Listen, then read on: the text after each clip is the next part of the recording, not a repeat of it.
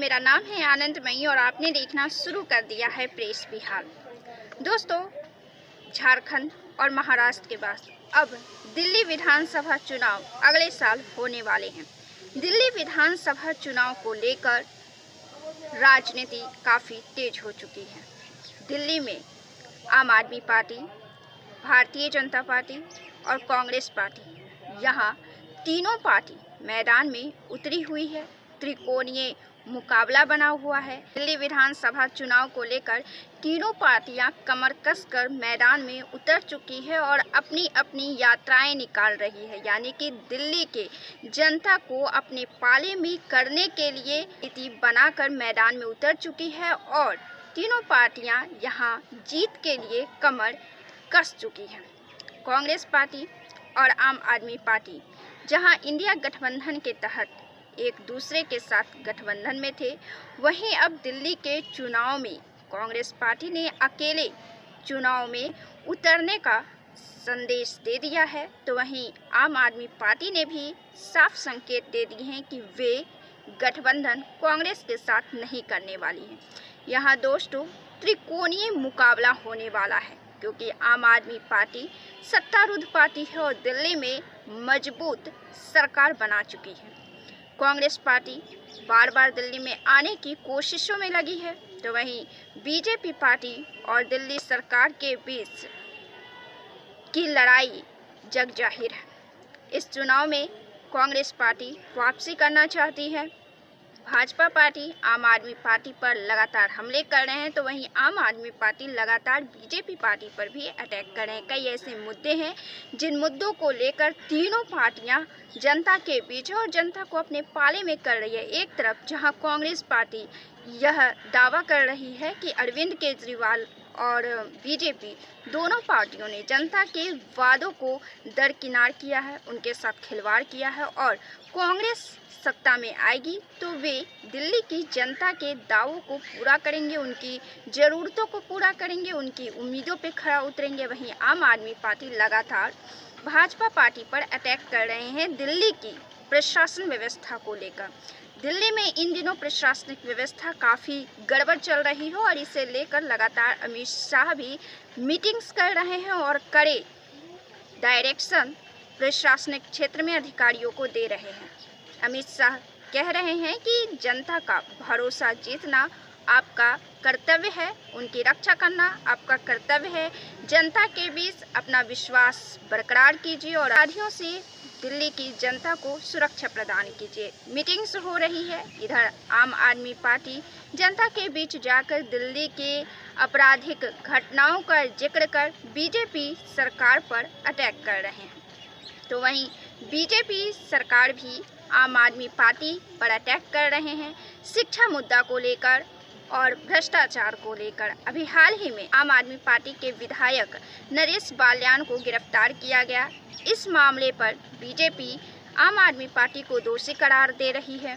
वहीं शिक्षा के मामले में यह कहा जा रहा है कि 2 से 3 लाख विद्यार्थी 9वीं और 11वीं क्लास में फेल कर दिए गए। यह कैसी शिक्षा व्यवस्था दिल्ली में जाहिर है। ऐसे तमाम मुद्दे हैं जिन पर आप पार्टी, बीजेपी पार्टी और कांग्रेस पार्टी एक दूसरे पर हमलावर है। तीनों दिल्ली में यात्रा पे निकल चुके हैं। आम आदमी पार्टी जनता के बीच जाकर बीजेपी पार्टी की पोल खोल रही है, तो वहीं बीजेपी पार्टी भी परिवर्तन यात्रा निकाली है। इससे पहले कांग्रेस भी न्याय यात्रा पर दिल्ली में निकल चुकी है।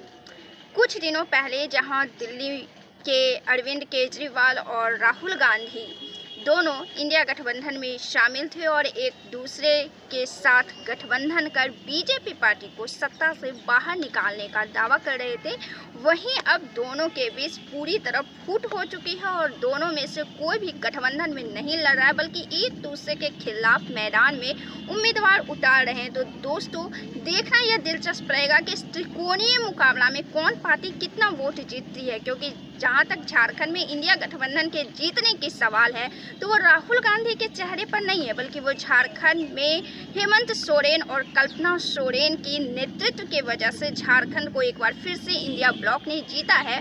और वहीं महाराष्ट्र की बात कर ले तो महाराष्ट्र में बीजेपी पार्टी ने बाजी मार ली है। इन दोनों चुनाव में कांग्रेस पार्टी का कहीं कोई बहुत बड़ा हाथ नहीं रहा है। हालांकि झारखंड में और महाराष्ट्र में दोनों चुनाव में जीतने को लेकर उनकी योजनाओं को महत्व दिया जा रहा है। सत्ता में जो सरकार है वह इन योजनाओं पर तेजी से काम कर रही है और उनके हाथ में पावर है। महिला को जहां झारखंड में महिला के खाते में पैसे ट्रांसफ़र किए गए, वहीं महाराष्ट्र में भी इसी पर काम किया गया और ये दोनों योजनाओं इन दिनों राजनीति में इस तरह से चर्चा में है दोस्तों कि यह माना जा रहा है कि इन दोनों योजनाओं ने ही वोट बैंक को बदल डाला है, वोट बैंक को पलट डाला है और सत्ता में आने वाली पार्टियों को भी बदल कर रख दिया है। यानी कि झारखंड की राजनीति और महाराष्ट्र की राजनीति में महिला वोटर्स ने बड़ी भूमिका निभाए हैं और इस भूमिका ने ही सत्ता की हवा का रुख बदल दिया है।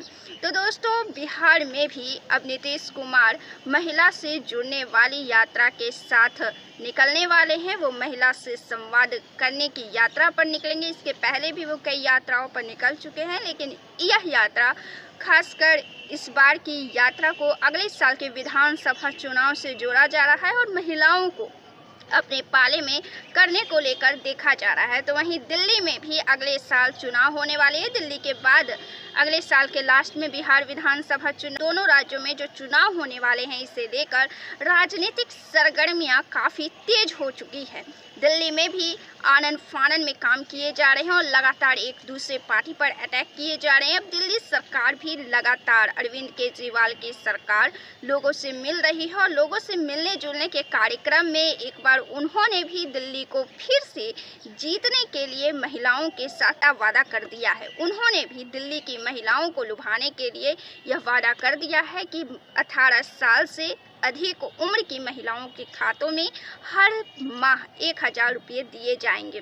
तो दोस्तों, अभी चुनाव होने में 1-2 माह का वक्त है और इन 1-2 माह में इन योजनाओं पर अरविंद केजरीवाल की सरकार भी काम करेगी। अब देखना यह रोचक रहेगा दोस्तों कि क्या झारखंड और महाराष्ट्र में जिस तरह से महिलाओं को अपने फेवर में किया गया, महिला वोटर्स को अपने पाले में किया गया, क्या दिल्ली की सरकार भी महिला वोटर्स को अपने पाले में करने में सफल हो पाती है। दिल्ली में त्रिकोणीय मुकाबला है और तीनों कोई कम नहीं है, कोई बहुत मजबूत नहीं है। हालांकि आम आदमी पार्टी का दिल्ली में अपना वोट बैंक है, अपना वोट आधार है, उन्हें उनकी प्रशंसा मिलती है। उन्होंने शिक्षा के क्षेत्र में जो काम किया है, बिजली के क्षेत्र में काम किया है, जल के क्षेत्र में काम किया है, इन तमाम मुद्दों को लेकर दिल्ली की जनता कहीं ना कहीं अरविंद केजरीवाल से संतुष्ट भी है।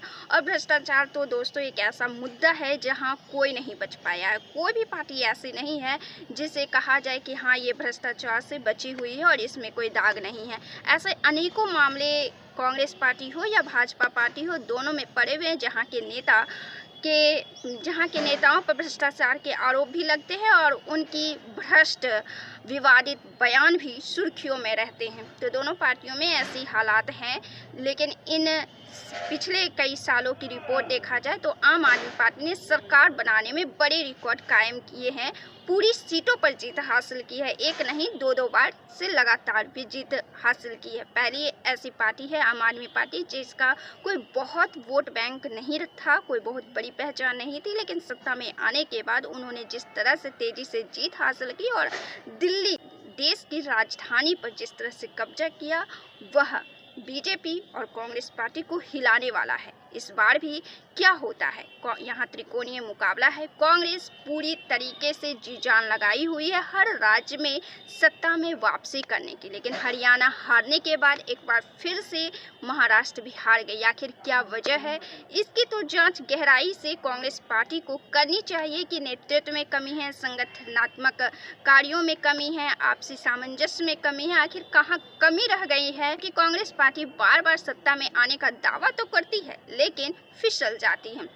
बात बिहार की करें तो बिहार में भी कांग्रेस पार्टी का कोई मजबूत चेहरा नहीं है जिसके दम पर कांग्रेस पार्टी चुनावी रणनीति का नेतृत्व कर सकते हैं। यहाँ भी कांग्रेस पार्टी को राजद के कंधों का सहारा लेना पड़ता है और इस वजह से यहाँ का माहौल भी गर्माता है चुनाव के दौरान।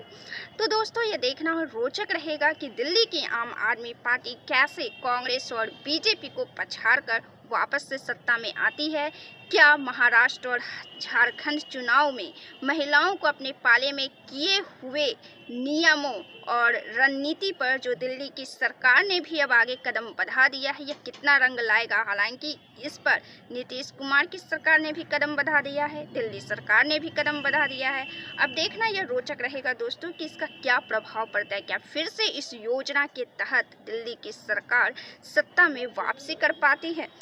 अगर दिल्ली की सरकार एक बार फिर से सत्ता में वापसी कर पाती है तो ये बीजेपी वालों को करारी जवाब होगी और कांग्रेस को भी करारी जवाब होगी। तो दोस्तों, आपको क्या लगता है? अपना जवाब कमेंट बॉक्स में जरूर दें। वीडियो को लाइक करें, शेयर करें और चैनल को सब्सक्राइब जरूर से कर लें। फिर हम मिलते हैं अगले वीडियो में। तब तक के लिए धन्यवाद।